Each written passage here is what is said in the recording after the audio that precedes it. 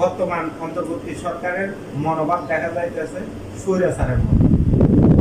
কিভাবে স্বৈরাচারের মতো দেখেন, ডক্টর ইউনূস জাপানে গিয়ে বলতে আছে একটা দল নাকি শুধু ডিসেম্বরে নির্বাচন চায় আর বাকি দলগুলো নির্বাচন চায় না। তো যারা নির্বাচন চায় না তারা তো স্বৈরাচারের মনোভাব থাকার কারণে নির্বাচন চায় না। বিএনপির তো সেই স্বৈরাচারের মনোভাব নাই, এই কারণে বিএনপি নির্বাচন চায়, গণতন্ত্র প্রতিষ্ঠা করতে চায়।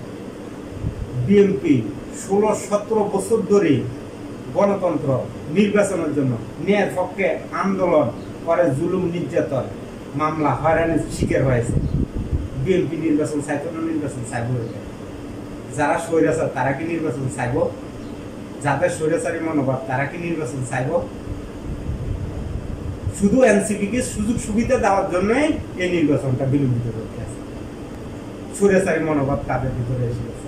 কিভাবে এনসিপিকে সুযোগ সুবিধা দেওয়া যায়, এনসিপি কিভাবে সুযোগ সুবিধা ডক্টর ইউনূসকে ক্ষমতা রেখে আদায় করতে পারে, সেই মনোভাব থেকে আজকে তারা নির্বাচন দিতে চায়।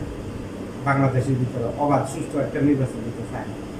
এখন বিচার, সংস্কার, নির্বাচন এটি মুখোমুখি করে ফেলছে।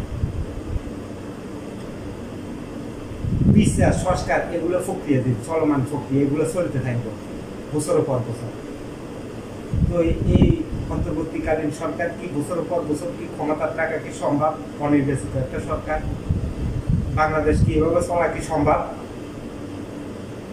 নির্বাচন গণতন্ত্র বাদ দিয়ে যদি থাকতে পারতো তাহলে তো শেখ হাসিনা থাকি যেত, এখানে তো নির্বাচনের দরকার হতো না।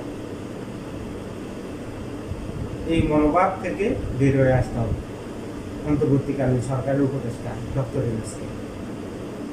বাংলাদেশে জনগণের স্বার্থে একটা অবাধ, নিরপেক্ষ, সুস্থ নির্বাচন দিয়ে নির্বাচিত সরকারের হাতে ক্ষমতা হস্তান্তর করতে হবে।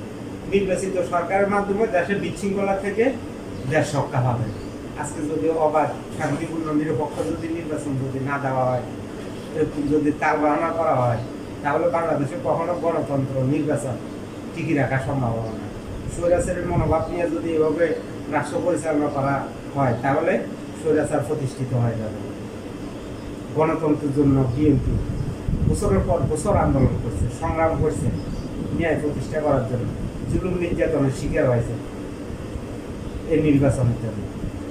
বিএনপির চেয়ে আর বেশি কেউ এরকম ত্যাগ স্বীকার করে, শুধু একমাত্র বিএনপি ত্যাগ স্বীকার করছে।